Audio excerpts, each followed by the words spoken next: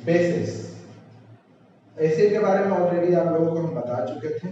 Basis क्या होता है, तो आप कुछ बेसिस लीजिए, जैसे just like baking soda. Baking soda को लेकर के अगर आप उसको टेस्ट कीजिएगा तो they are bitter in taste, वो आपको कड़वा लगेगा। और अगर आप उसको हाथ में लेकर के उसको थोड़ा मसलिएगा तो आपको स्लिपरी लगेगा, चिकनापन, वो चिकना होता है।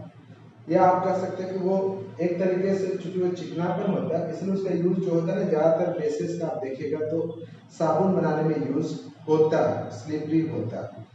दूसरा होता है कि बेसिस का जो केमिकल बिहेवियर होता है जस्ट अपोजिट होता है एसिड का। ये एसिड को न्यूट्रलाइज भी करता है, तो हम लोग कह सकते हैं कि bases are the substance which neutralize the acid. अगर हम लोग बेसिस के बारे में स्टडी करें तो there are so many different types of bases और उसका बहुत सारा यूजेस है। कुछ हम यहाँ पर बेसिस लिखे हैं और उसका कुछ यूज लिखे हैं। जैसे फॉर एग्जांपल आपका है sodium hydroxide and potassium hydroxide. Sodium hydroxide and potassium hydroxide का जो यूज होता है वो सोप बनाने में हम लोग करते हैं। उसी तरीके से आपका calcium hydroxide as a lime water इसका यूज होता है। Magnesium hydroxide, milk of magnesia भी इसको कहते हैं। अमोनियम हाइड्रोक्साइड, विंडो क्लीनर, जो खिड़की की साफ करने में जो आता है ना, तो विंडो साफ करने के लिए हम लोग विंडो क्लीनर जो आता है वो आपका अमोनियम हाइड्रोक्साइड का बना हुआ रहता है। उसी तरह से वाशिंग सोडा, बहुत सारे लोग इसको धोबी सोडा भी करते हैं। खास करके जो लोग पहले के जमाने में क्या होता था, कपड़े को साफ करने के लिए इस सोडियम कार्बोनेट का यूज करते थे और इसको हम वाशिंग सोडा भी कहते हैं। उसका आता है बेकिंग सोडा। बेकिंग सोडा घर के अंदर आप देखे होंगे कि जब कहीं पकौड़ा वकौड़ा बनता होगा तो इस बेकिंग सोडा का यूज होता है, या बेकरी प्रोडक्ट में भी इसका यूज होता है। अब हम लोग बेसिस को दो पार्ट में रखते हैं। उससे पहले हम लोग बेसिस में जानते हैं कि बहुत सारे ऐसे बेसिस होते हैं which are soluble in water. बहुत सारे बेसिस होते हैं जो इनसॉल्युबल इन वाटर होते हैं, लेकिन बहुत सारे ऐसे होते हैं जिनको अगर हम पानी में डाल दें तो पानी में घुल जाता है, डिसॉल्व हो जाता है। तो all those bases which are soluble in water is called alkali. तो वो सारा बेसिस जो पानी में घुल जाएगा उसको हम लोग अल्कली कहेंगे। फॉर एग्जाम्पल आपका आता है सोडियम हाइड्रोक्साइड और पोटेशियम हाइड्रोक्साइड जो है ये सॉल्युबल इन वाटर होता है और इसको हम लोग अल्कली भी कहते हैं। बेसिस दो तरह का होगा। बेसिस दो तरह में, एक होगा स्ट्रॉन्ग बेस और एक होगा वीक बेस।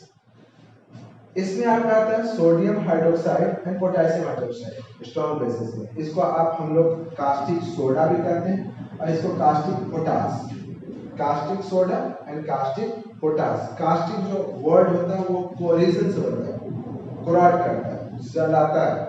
तो अगर आप ये डायरेक्ट आप इसको यूज कीजिएगा तो इससे स्किन बर्न होता है, जलता है। मतलब कि इसको आप एज अ खाने पीने के चीजों में यूज कीजिएगा तो ये काफी ज्यादा हार्मफुल होता है और डेंजरस भी होता है।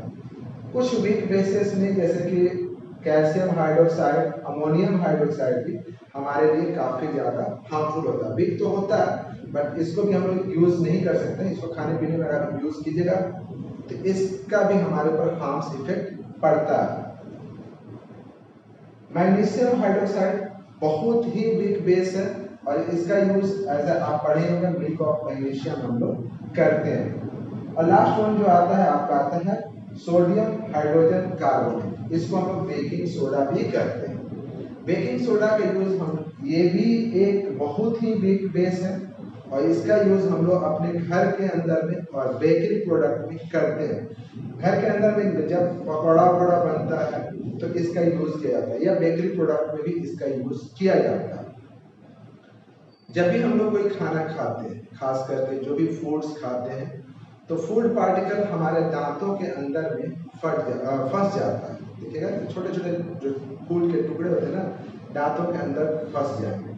फंसने के बाद वो क्या होता है, चूंकि ज्यादातर फूड जो होता है वो शुगर को कंटेन करता है, तो दांतों के अंदर फंसने के बाद वो बैक्टीरिया के साथ एक्शन करता है और एक्शन करने के बाद वहां पे एसिड का फॉर्मेशन करता है। जैसे जैसे आपके दांतों के अंदर में वो जो फूड है, वो जो शुगर है, वो चेंज होगा एसिड के फॉर्म में, तो आपको देखेगा कि दांत जो है हल्का हल्का खट्टा लगेगा और आपका जो दांत होगा वो एसिडिक हो जाएगा। अगर आप थोड़ा और टाइम दीजिएगा तो धीरे धीरे आपके दांतों में एसिड की मात्रा बढ़ने लगेगी, और जिसके कारण वो आपका जो दांत होता है वो भी कोरॉइड हो जाता है। आप देखिएगा दांतों पर जो पीलापन आता है वो उसी एसिड का नतीजा है। ऐसा नहीं होता कि पीलापन कोई दाग लग जाता है। जो हमारे दांतों के पास फूड जो होता है ना, फूड सड़ने के बाद बैक्टीरिया के एक्शन से जो फूड सड़ता है तो वहाँ एसिड का फॉर्मेशन होता है, और उसी कारण आपका जो दांत होता है उस पर पीलापन आ जाता है। और आप एक दिन 2 दिन अगर ब्रश नहीं करते होंगे या सुबह सुबह उठ करके दांत को टेस्ट करते हो तो आपको हल्का हल्का खट्टापन लगता है। ज्यादा दिन तक अगर ये आपका दांत पे एसिड का मात्रा ज्यादा रहा तो उससे आपका जो दांतें हैं वो टूट सकती है या झड़ सकता है। तो हम लोग क्या करते हैं, उसके लिए बेसेस यूज करते हैं। तो जो हमारा टूथपेस्ट होता है वो बेस से बना होता है। तो सुबह सुबह हम लोग उठते हैं, ब्रश करते हैं, ब्रश करते समय क्या होता है कि जो टूथपेस्ट का बेस होता है वो जा करके दांतों के एसिड से रिएक्ट करता है, और एसिड जब बेसिस से रिएक्ट करेगा तो उसको न्यूट्रलाइज कर देता है। तो जब वो न्यूट्रलाइज हो जाएगा तो आपका जो वहां से एसिड की मात्रा है वो घट जाएगा, और फिर आपका जो दांत है वो झड़ने से बच जाता है। तो आई होप कि बेसिस के बारे में ये कुछ बेसिक चीजें हैं जो हम लोग शॉर्ट में समरी समझने की कोशिश करें। तो बेसिस क्या होता है, तो बेसिस वो सब्सटेंस होता है जो बिटर इन टेस्ट होता है, दूसरा जो स्लिपरी होता है उसका यूज उसके बाद कि ये बहुत सारे बेसिस जो सॉल्युबल इन वाटर होते हैं उनको हम लोग अल्कली कहते हैं। बेसिस का जो केमिकल बिहेवियर होता है just opposite to the acid होता है। उसके अलावा ये न्यूट्रलाइज करता है एसिड को।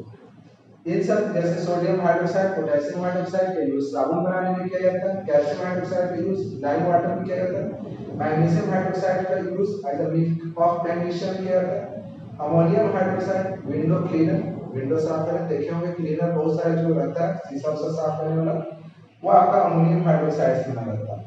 ये वाशिंग सोडा, आप घर में किसी से पूछेगा धोने वाला सोडा भी इसको कहते हैं, ये पहले लोग धोबी लोग यूज करते थे। ये सोडियम कार्बोनेट होता है, और बेकिंग सोडा तो है सबके घरों में मिलता है। स्ट्रॉन्ग बेसिस ये दोनों हमारे लिए काफी हार्मफुल है। इवन ये दोनों वीक बेसिस होते हुए भी हमारे लिए काफी हार्मफुल है। जो हम डेली लाइफ में यूज करते हैं खाने पीने में, तो ये दो यूज करते हैं जो काफी वीक बेसिस है। इसको हम लोग कास्टिक सोडा कहते हैं और इसको कास्टिक पोटास कहते हैं। तो ये आपका आज का मेन लेक्चर रहा on the basis. Next section में हम लोग इसका कुछ केमिकल बिहेवियर स्टडी करेंगे, ठीक है।